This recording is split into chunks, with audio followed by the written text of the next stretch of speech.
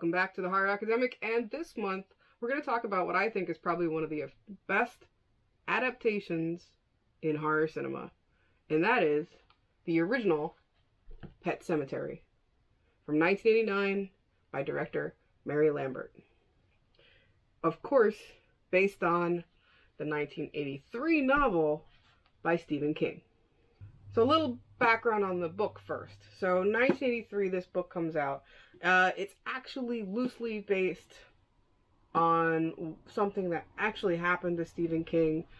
He was doing like a year working at University of Maine, I think it was, kind of like a writer in residency program, lecturing, teaching classes, that kind of thing. And they moved to a house, big old house, right on the main drag of a highway. And some of the scenes in the book that later appear verbatim in the movie actually happened to him. They were worried about the road, how active it was with trucks and how fast the cars were going by, and eventually his daughter's cat does get killed on the highway. And a neighbor tells him how, you know, a lot of families lose their pets around here, a lot of kids lose their pets because of that road, and shows him the local pet cemetery. He kind of equates that also with an incident where his youngest son Owen is playing too close to the road, and he gets that worry of, well, what would happen if it hadn't been the cat that got killed.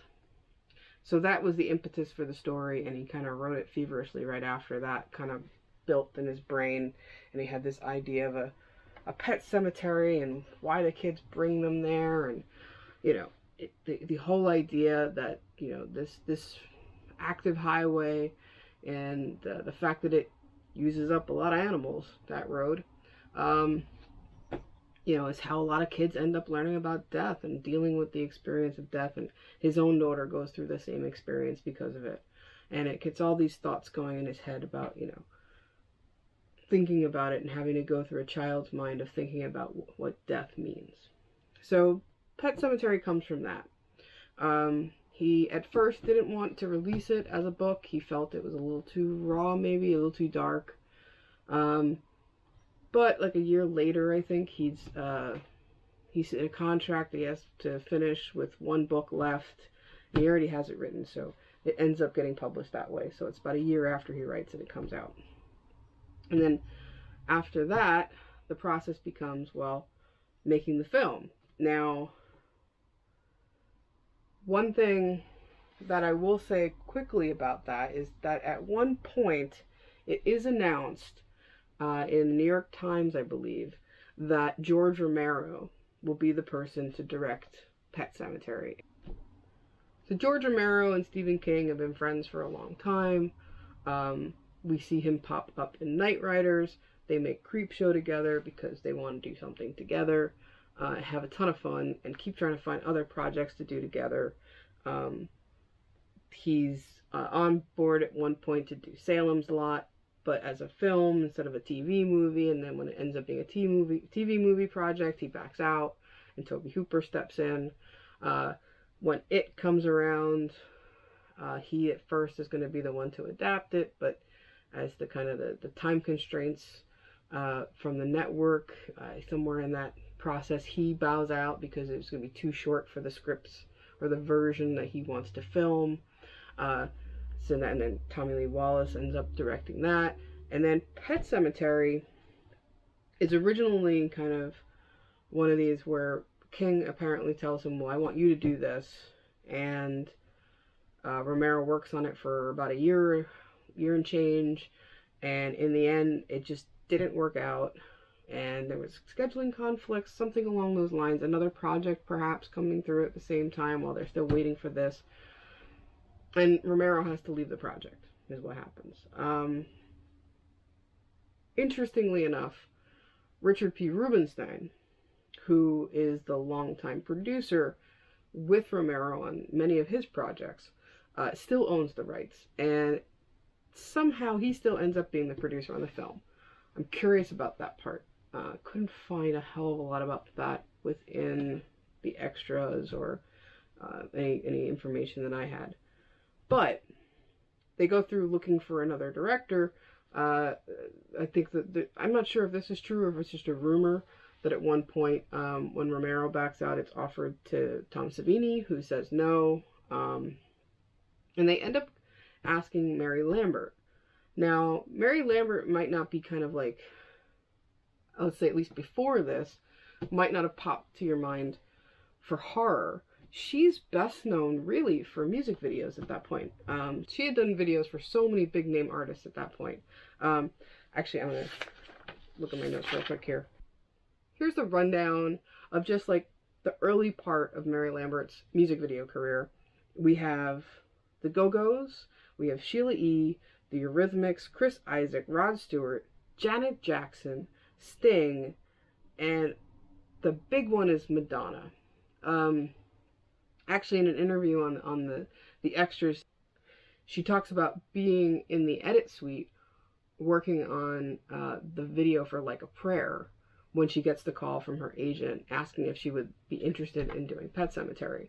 And she kind of at first is like, well, I'm not really a horror director. She had only made one film at this point in her career, which is more of a thriller than a horror film, and that was called Siesta in 1987. Based on that and her music video work, though, she's being offered this piece, and it turns out she's a huge Stephen King fan.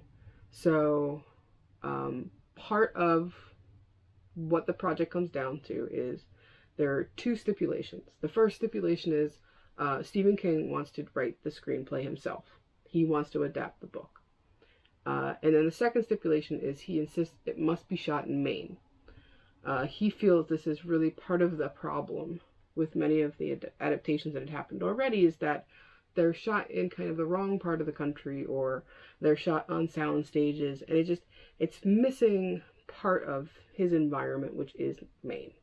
And I wonder, like I said, I think of this as one of the best adaptations out there, and I wonder if that's because King wrote this screenplay himself. I mean, you don't have the kind of out there issues that you see with films like The Shining, where what is made is not his book. Even I think where Carrie probably is an excellent adaptation as well. This is even so close, you know, that probably that's one of the reasons this movie holds up so well. So when she finds out King's going to do the screenplay, she doesn't have to worry about, you know, something getting changed from the book that she had already read. She talks about being a rabid fan of his, and, you know, she loves his work. She'd read all of his books, and was really happy at the opportunity to work with him.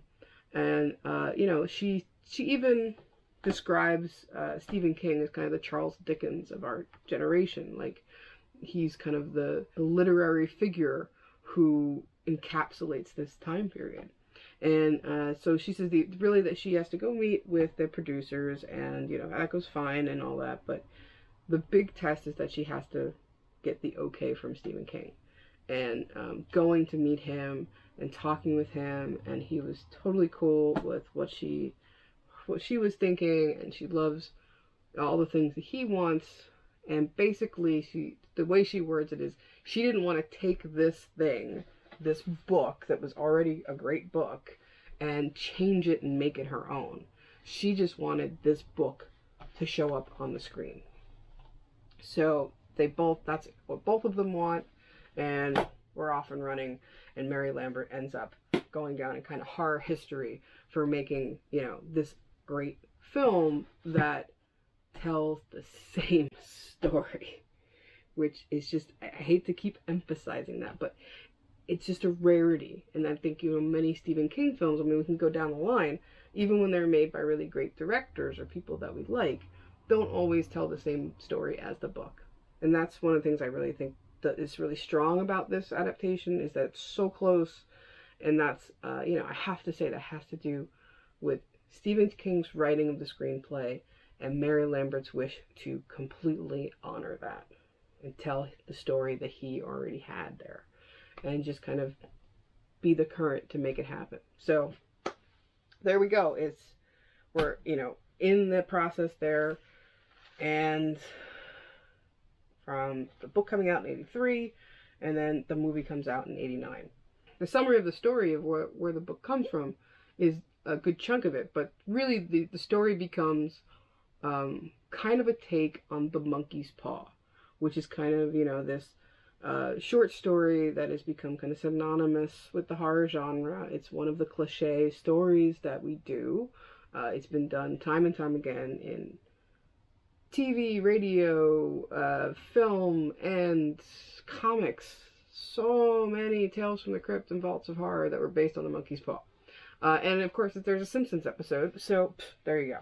But, so The Monkey's Paw being the theory that, you know, be careful what you ask for, right? You know, like, the guy buys this trinket of a monkey's paw, which is supposed to grant him 3 wishes, and every wish is precisely what he asks for, but in such a manner that it's not what he meant, or not what he really wanted.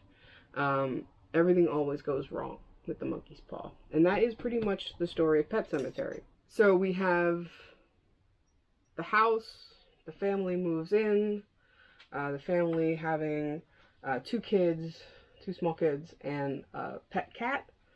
Their kind of local neighbor from across the road, who's a widowed older man who befriends them pretty much right away, and at the same time very much warns them of how dangerous the highway between their homes is, and, you know, to be careful about the kids and their pets. So what of course happens is that while the mother is away with the kids, the cat gets killed, and the father is taken by their neighbor to the local pet cemetery that he had shown the children as kind of this warning omen of, you know, be careful.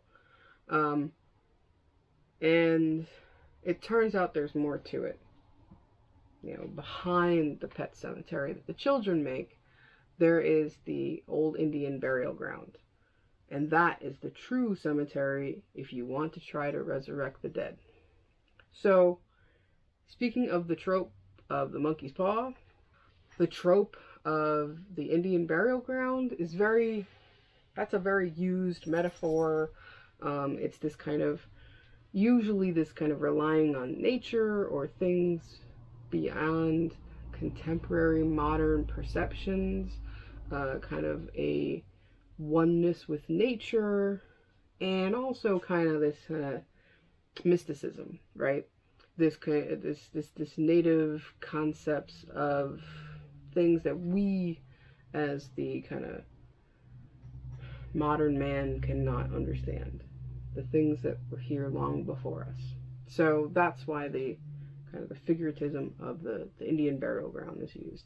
And in that place, if you kind of bury your dead there, it can come back. But like the monkey's paw, it doesn't come back right. And kind of the moral of Pet Sematary is sometimes dead is better. And that's because you come back wrong. So of course the first thing that comes back wrong is the daughter Ellie's cat Church, Winston Churchill, Church for short.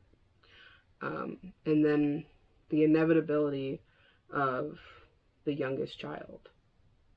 And when Gage is brought, it's even worse. And it's so, Monkey's Paw gives you 3 tries, and Gage is the second. So really what the story of Pet Sematary is about is kind of 2 things, right? It's this seeing death through a child's eyes and having to learn why death happens and what death really means, and, you know, the kind of permanence of the opposite of life, right? But on the other side, it's also this study in watching a family go through trauma and watching how it affects them. And it's really kind of agonizing. There's a lot of talk within the extras and things about not just grief, but kind of the taboo-ness of many of these kind of things. It's like, it's the stuff you don't talk about, right? You don't talk about what happens if a child dies before the parent, especially if the child dies basically still as a baby. And that's, you know, the unthinkable, right? So the unthinkable is a taboo. And of course, the idea of, you know, trying to bring that baby back from the dead is beyond taboo. It's, you know, it's wrong and it's crazy. But that kind of ultimate taboo then is that resurrected child comes back wrong and becomes the villain and wreaks havoc and causes dangerous situations and kills. So the child that attacks and the child that kills, you know, and attacks the parents, you know, that those kind of, that's the taboo of taboos, is not only, you know, the death of a child, but the child becoming the villain. So I mean, it deals with a lot of these things, and seeing the parents dealing it in different ways. And, you know, I think the movie does a really great job of kind of setting that up. Yeah, so all I have to say is what I think is great is that watching the movie is like rereading the book. And I kind of like the fact that there's no like, there's there's a bit of an extra bonus ending to the movie that we don't see in the book, but otherwise it's emotion coming through. So, let's talk a little bit, like we talked a little about Mary Lambert, but let's talk a little bit about the cast. Well, actually, you know what? Let's go back a little bit more about Mary Lambert. I wanted to just kind of throw out there, like I said, her first film, 1987, was Siesta. That's the first film she directed. But I wanted to kind of pick through and find some of the other horror and genre work that she did, which after Pet Sematary, kind of like puts her out there in kind of the ether of it. So, she does Tales from the Crypt episode. Of course, she makes Pet Sematary 2, which comes out in 92. She does, we have Strange Frequency, which is another kind of like Twilight Zone-ish kind of program, looks like, movie, and then a program. Urban Legend Bloody Mary in 05. The Attic in 07. Dark Path Chronicles in 08 and 09. So she's got like quite a few kind of genre shows that she ends up working on. The one that I thought was pretty funny was that in 2011 she does this kind of like super sci-fi channel kind of thing of like the sci-fi craziness of Mega Python versus Gatoroid or something like that, which sounds absolutely ridiculous and crazy, and it's action comedy, so there you go. Let's see, we also have Presumed Dead in Paradise in 2014. And like I said, she does a lot of TV throughout this period as well. She's done episodes of Arrow, Blacklist, SVU. That's like the recent stuff. But she did a lot of TV throughout. So yeah, I mean, where she before was predominantly a music video director, after Pet Sematary, it kind of opens her up to doing a lot more television. And, you know, some genre stuff. So that's cool. It kind of opened up doors for her, which is, I like that. Now, as far as the cast, so the lead, there's this kind of visiting doctor in this version at the university, Louis Creed, is played by Dale Midkiff. Now, Midkiff done a ton of stuff. I mean, this guy's done a ton of TV and quite a few movies. You know, early in his career, one of his first films, Nightmare Weekend from 1986, looks like a bit of a cheeseball 80s horror. After that, we have Plymouth, which is kind of like space drama, 1991. Which comes after that is Time Tracks, which is this kind of like time travel TV show, sci-fi thing going on there. Visitors of the Night, horror in 95. So he's got a bunch. This Outer Limits episode. He's in The Crow Salvation from 2000. Not the best Crow film, but you know, that's what it is. Alien Fury, Countdown to Invasions. There's a lot of like sci-fi heavy stuff in here. Another sci-fi, Maximum Velocity in 2003. Yeah, there's a lot of this type of stuff. Deep Rescue in 05. Flight of the Living Dead in 07. In 08, he does a movie, 2012 Doomsday. So yeah, there's so much, you know, genre stuff going on here. But he's done like tons of stuff. I mean, this guy's got over 60 credits, so he's pretty active. Denise Crosby plays the mom, Rachel Creed. Of course, Denise Crosby, best known Tasha Yar in Star Trek Next Generation. But, you know, she's got actually quite a bit of horror and sci-fi besides that. Let's see, in 1986, she does the movie The Eliminators. Dolly Dearest in 91, which I never actually watched. I know that the cover art from the video and the description, it just sounds so much like a female version of Chucky in so many ways, so I'm always curious about that. I've never actually seen that. But she shows up on a lot of TV shows too. She's in an episode of Briscoe County with Bruce Campbell. Let's see, she does Mutant Species in 95, Deep Impact in 98. But to be totally honest, I can't remember her in the film, and her name's pretty low on those credits, so it could be a really itty-bitty role. She does a couple episodes of the X-Files. We've got Legend of the Phantom Rider in 02, Mortuary in 05, Born in 07, Invasion at Roswell in 2013. She's done a couple episodes of The Walking Dead in 2014. You know, there's a ton of stuff, but I didn't want to forget to mention the 2 documentaries that she produced that I absolutely love, called Trekkies and Trekkies 2, which are a great look at sci-fi fans from the perspective of somebody on the other side of the table. And she's really one of the first people to do this, and she kind of pioneers this kind of concept of turning the camera on the fans and seeing who they are for real and finding out more about them. And it really, I had an opportunity to talk to her years ago at a convention and talk to her a little bit about those films because I love them. And it's like, you know, she just found her fans to be fascinating. So that's why, 2 documentaries worth of fascinating. So if you have not watched those and I'm not even going to say if you're a Star Trek fan, if you're a fan of science fiction and science fiction conventions, I highly recommend them. They're just great documentaries about what the real lives of sci-fi fans. That's how I'll put it. But yes, that's probably my favorite Denise Crosby right there, is Trekkies. So check that out if you haven't. Okay, so the name of the movie, though, the name of Pet Sematary is Fred Gwynne. And Fred Gwynne, everybody knows him as kind of Herman Munster of the Munsters, and, you know, of course, iconic imagery, but he was an actor far beyond that, and it's just wonderful to see that he got some of these roles, even with that kind of stigma. He is one of those people that the kind of typecasting comes from, where he fought for years, where people wouldn't trust to put him in something after that because he would just be Herman Munster, and he had to fight hard to be like, no, I can do other things. It's not my fault if that's what people think.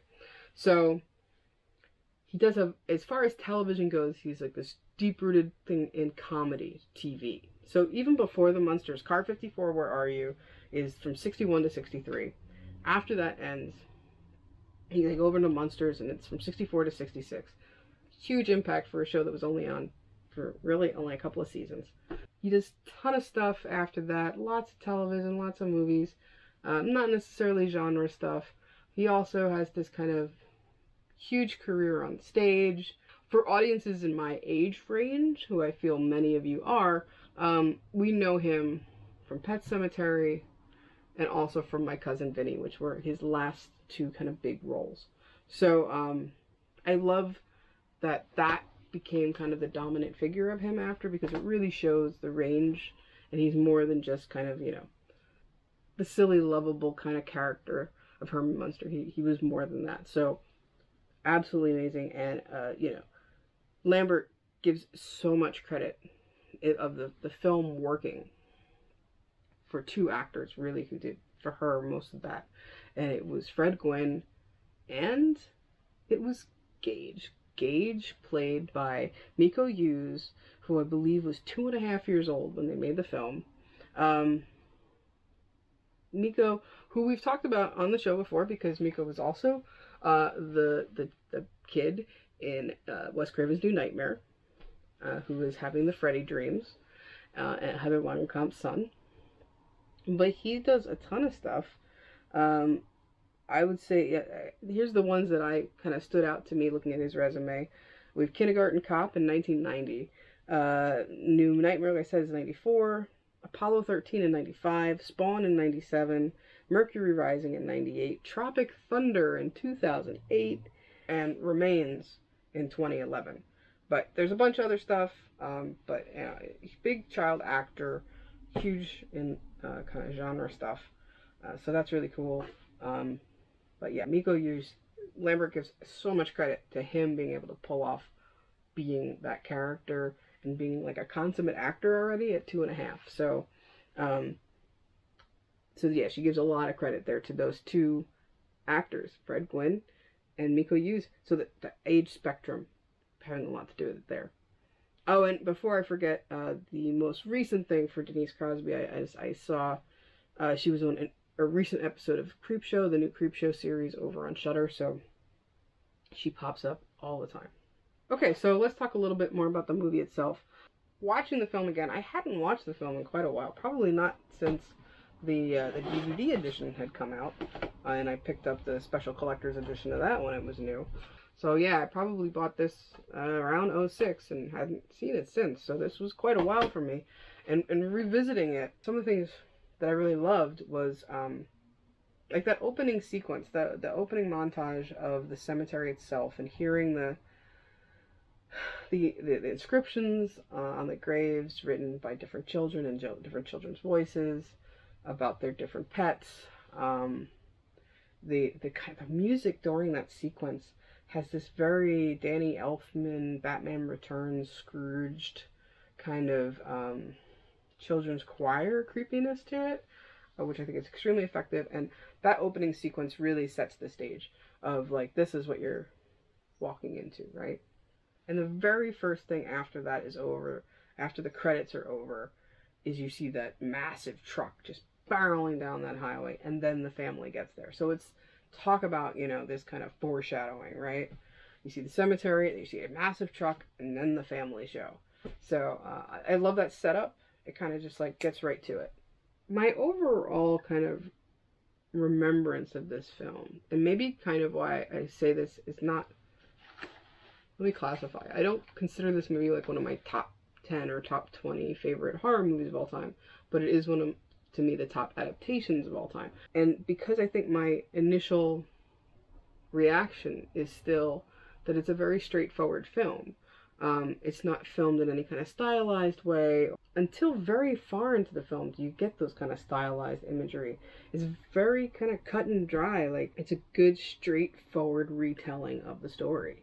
So it doesn't kind of visually stand out to me as anything other than kind of presenting the world as it is. So perhaps that's why I don't rank it super high in my all-time favorites, but rank it very high as being like this great book to screen kind of like bam, right there. But I will say, once you get towards the end of the film and things are really gone haywire, the world of the film becomes more abstract. And I guess really kind of at that point where Rachel tells Lewis the story of her sister. And all he seems to know about her is that her sister died young, when she was very young, and she had, I believe, multiple sclerosis is what they say. But we get Rachel's perspective of growing up with this disfigured sister, and that's her sister Zelda. Kind of there's the three kind of scary images that come to mind in this film. The kind of demonic Gage at the end coming at, his father with the scalpel. You have Church kind of rearing and hissing with those yellow eyes when he comes back wrong. And you have this memory image of Zelda that is this twisted, like, it really feels like her head is on backwards, and her back is exposed and it just seems all distorted and out of whack, and she seems too big to be a child that age, and just completely terrifying and just like constantly in agony and screaming. So this image of this like kind of demon is really what it seems like, who was just her sister. And that's the scariest thing to her ever. And that's the thing that going through this experience of life and death brings back to her. And, you know, as a mother, that's why she keeps pushing the topic of death away. And when Lewis confronts her about, well, why don't you want to talk to the children about death? Like, why don't, Ellie's asking all these questions, why, you know, why is it on him? And then she tells this story, and you understand why she's just traumatized as a child. She was left home alone when Zelda died, and just how horrific that was. But that image is probably kind of one of those, the scariest things you see in this film is Zelda. And of course it kind of comes back to haunt her later when Gage has gone bad. By the end of the film, we're in this kind of distorted, kind of canted viewed world where, you know, as Rachel's having nightmares, they're in she's in Chicago with Ellie and her parents, and you know, somehow they're both having these nightmares. Ellie is very connected to her father through the whole story, and has nightmares when Church dies. She has nightmares when, you know, that something's happened. She has nightmares that her father's going to do something wrong. You know, something that's going to end up, he's going to get hurt because of Gage. You know, like, so she's having these nightmares. Oh, and that makes me realize I forgot the fourth terrifying image in this otherwise very family drama film is Pascal. At the university, you know, as the doctor, he's brought a kid who got hurt, and he tries to help him before he dies. And I mean, Pascal's got, like, his brain is exposed, this kid, so there's no way he can help him, but he tries anyway.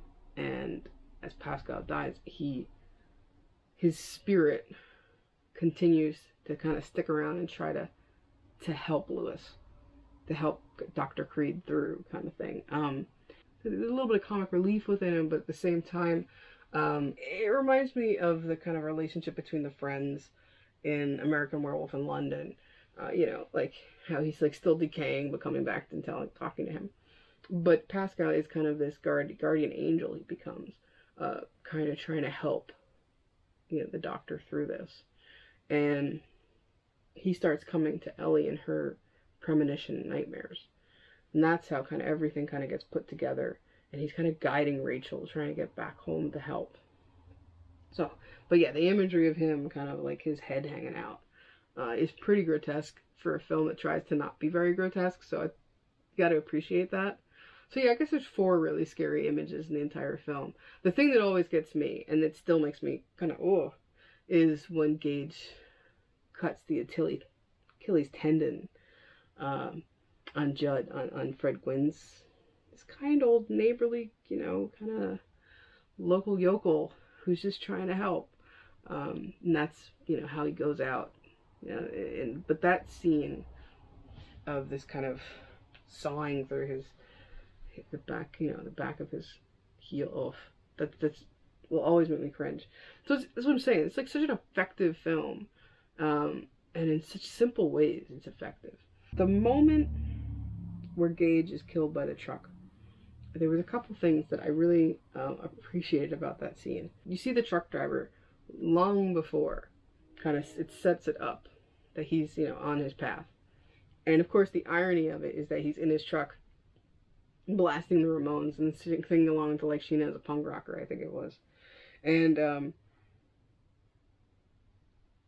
family's having this picnic outside in the grass, and Judd's there, and they're flying a kite, and Dad's trying to teach Gage how to fly the kite, and of course the kite gets out of his hand and he runs for it, and you know, it's inevitable. You see it coming a mile away, even if you hadn't read the book, right? You know that these things cannot coexist. So there's this really kind of really well constructed gradual getting closer and closer of the truck.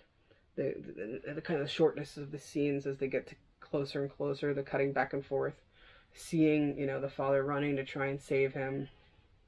The kind of poignant moment where there's the bloody shoe, the one bloody shoe of the child's in the road. I mean, like I was saying before, that this idea of like taboo topics of a death of a child, violent death of a child, it just seems like you don't ever see that. And, you know, this film really comes close to showing you more than you would usually see of a child's death. So it really kind of, it sells it. I think it's very well done. So, I mean, it really has these wonderful moments built into it, back to back to back. So you have that poignancy of the bloody shoe, and then it cuts to, you know, the screaming dad, no, you know, like, you get one of those, like, con moments. But it's really goes from that kind of chaos of that all happening to these kind of subtle dissolves of photos that kind of almost give you, like, the flash of the child's life in pictures, and you realize it's the father looking at photos later that night, the baby photos, and it's just, that works so well to kind of just, you see into his brain almost, those images popping into his head, and it, you know, it's just very well constructed.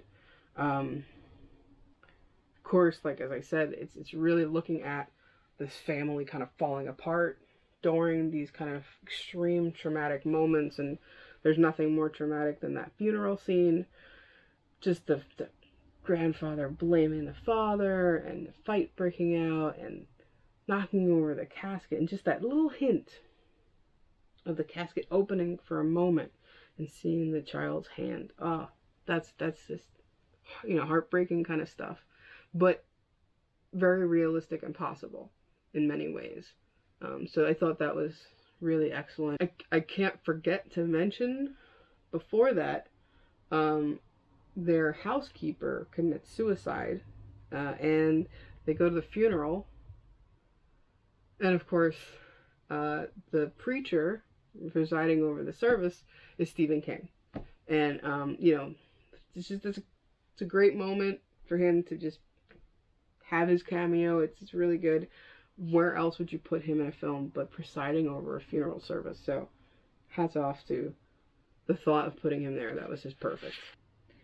It really is kind of, this film is just full of so many quotable moments, you know, and a lot of them coming from Judd, you know, the character of the neighbor.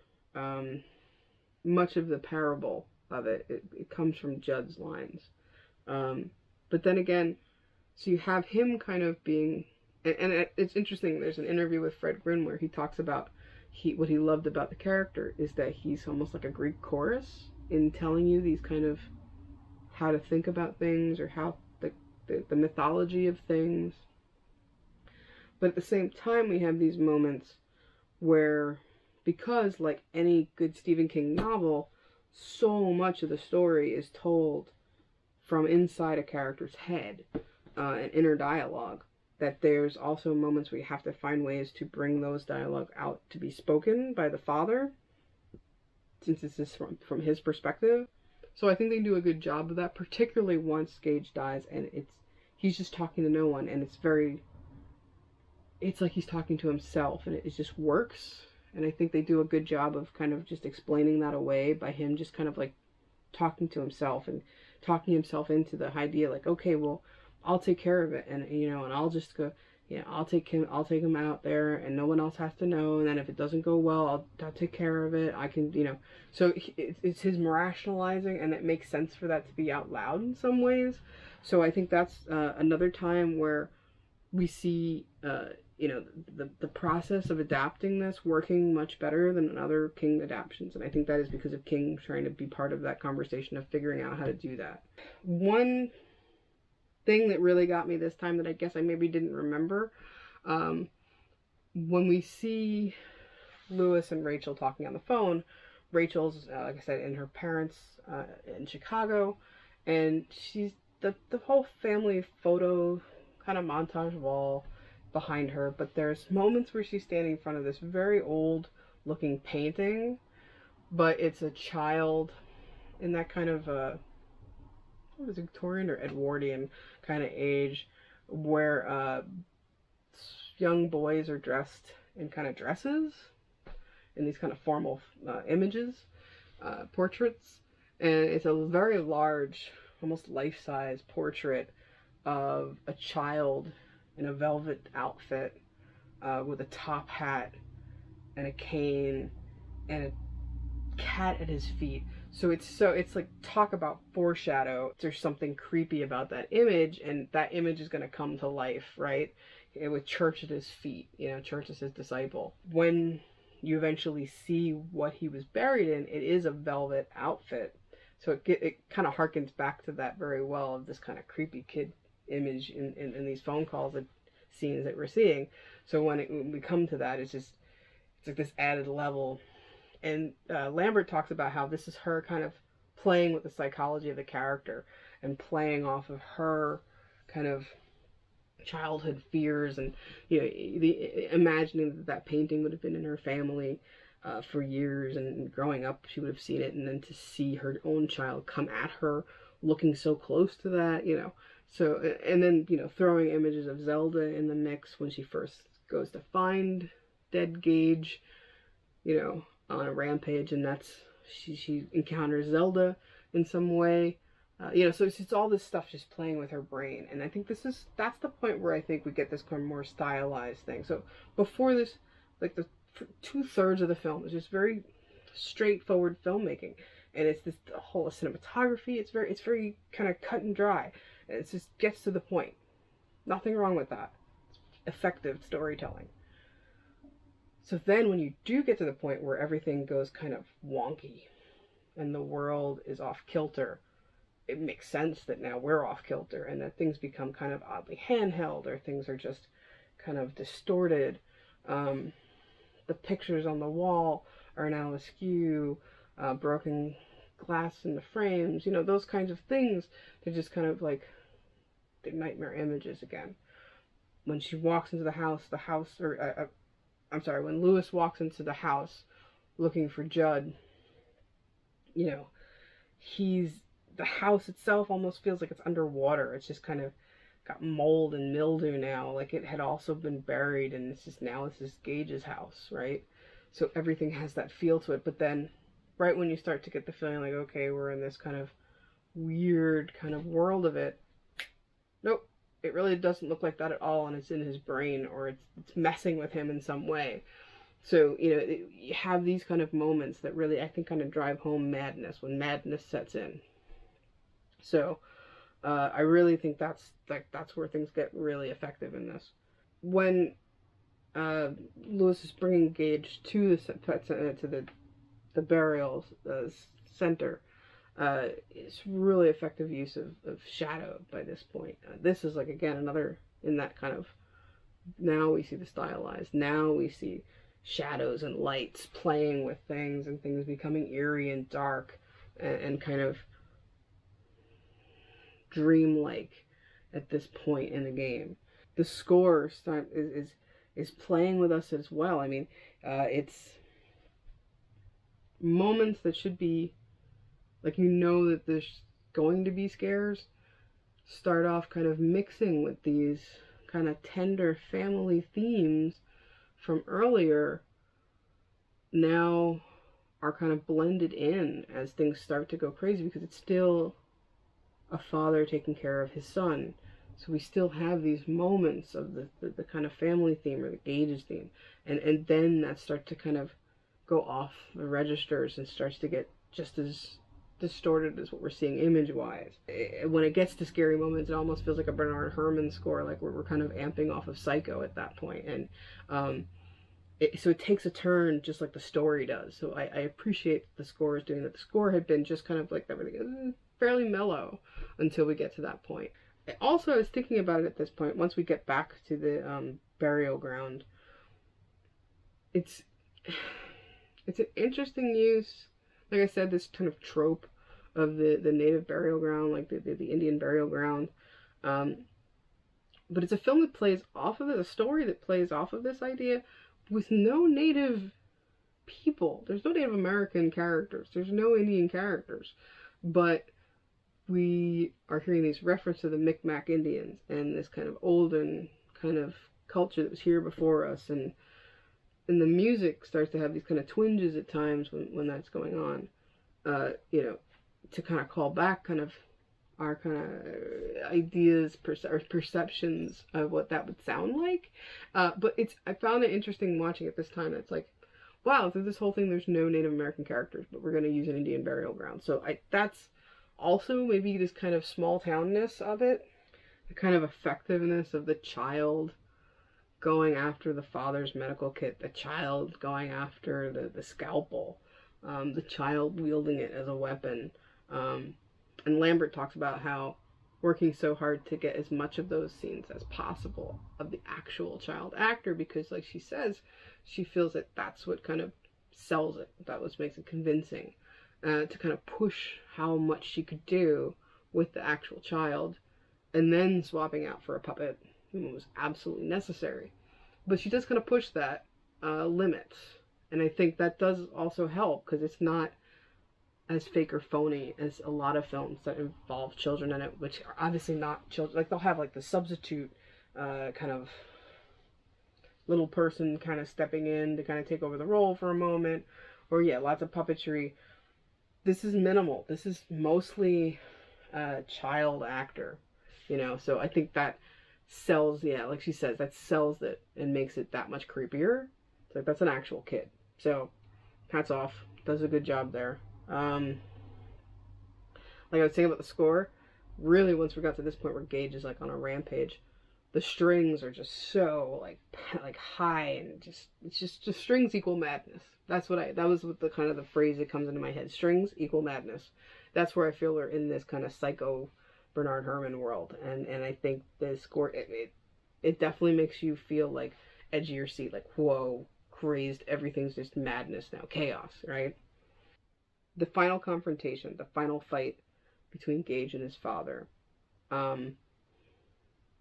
There's a really great moment in the editing where he knows he has to put him down.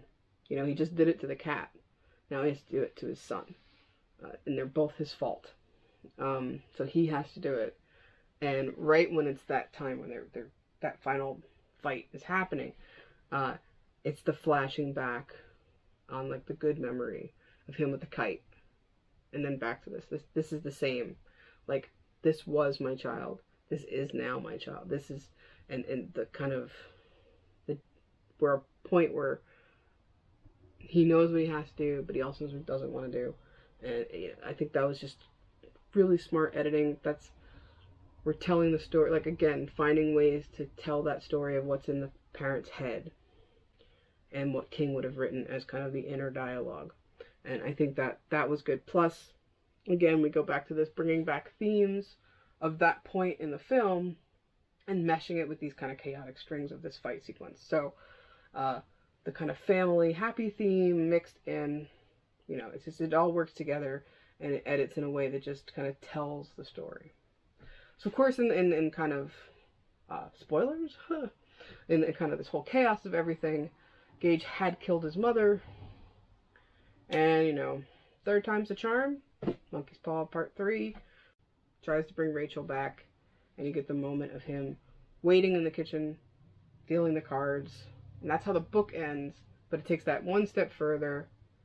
She walks in, she's zombified, they kiss, you know she's gonna kill him, cuts to black. And of course, cuts to black, it cuts through the Ramones over the credits, singing I Don't Want to Be Buried in a Pet Cemetery, which is of course the other great thing that comes from this movie, is the fact that we get this awesome song by the Ramones because of it. And I just love that the Ramones are part of this. Stephen King was a Ramones fan too, so it's like the cherry on top of the sundae. One last thing I want to go over is the editions that I have. I don't think I ever had this on VHS. I think I rented it as a kid. There's a lot of talk in the featurettes about how come this film has that staying power, and it is definitely kind of, in my generation, kind of thought of as one of those VHS era video store rental, sleepover party films. It was scary, but not too grotesque. It was kind of not one of those so over the top that your parents wouldn't let you rent, I guess. So it was, I think everybody rented that when we were kids. So that's one of the other things about this film, is why it had such a great kind of life, not only cinematically, but in video. And it was on cable a lot, and all of that. But yeah, so I rented it as a kid. I didn't think I owned a copy until this special edition came out. So, special collector's edition from 2006 has a commentary by director Mary Lambert. There are 3 featurettes. The first one is Stephen King territory, where King is kind of guiding you through, like walking you through the locations and telling you the story of him coming up with the story of making the movie, all of that. That's that. It talks about shooting in Maine. Then there's the characters, which is obviously getting to talk to the actors about their characters, and filming the horror, which is more of a wrap-up of all of the things about making the movie, from, you know, special effects and having to, like, they couldn't find the house they wanted with the right house across the street, so they had to build a facade on it. So it's all those kind of behind-the-scenes stories. So that's the special collector's edition from 2006, released by... It was released by Paramount. But here's the deal. You don't have to go looking for this unless you're looking for DVDs, because all of these features make it onto this 30th anniversary special edition. So the 30th anniversary, again, has, like I said, all of those. What's great about this is that Paramount invites Mary Lambert to be part of the restoration process. So she's there working with them, much like how Romero and Russo and Striner had got to be part of the restoration process of Night of the Living Dead. Lambert got to be part of the restoration process on this, which is awesome. So there's a short interview with her about that, a little bit about how she became involved with the film, and then kind of looking back on it a little bit.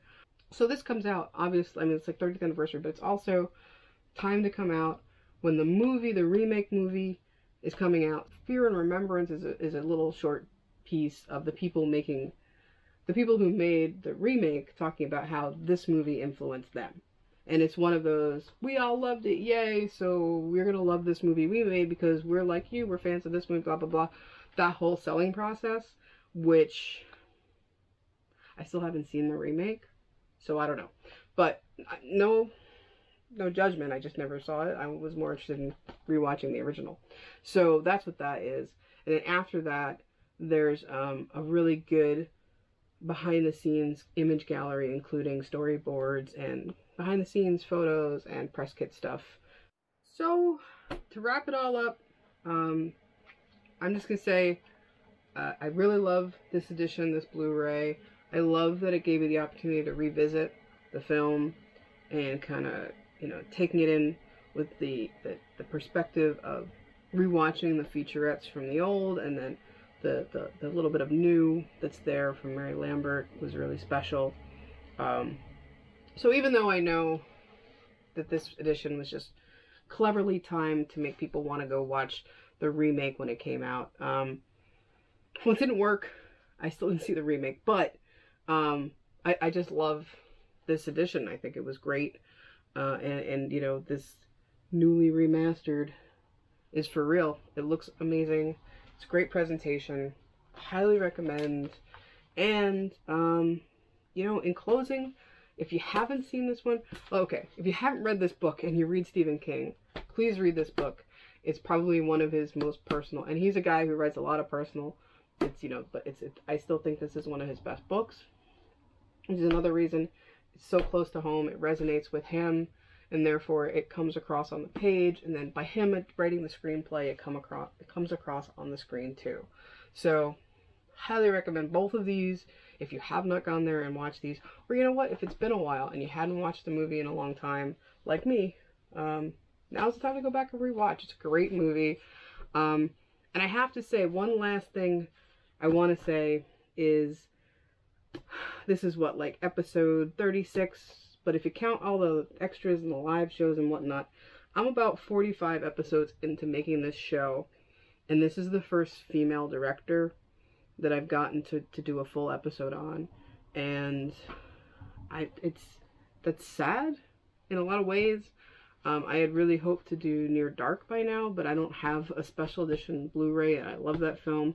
So, apologize it took me so long for that to happen. So yeah, I had such a great time this month rewatching Pet Sematary and reliving one of my favorite Stephen King stories that I just might do it again next month. And you might be able to guess which Stephen King story I might revisit, keeping in mind a conversation we had earlier this episode. So thanks again for watching The Horror Academic, and I'll see you next time.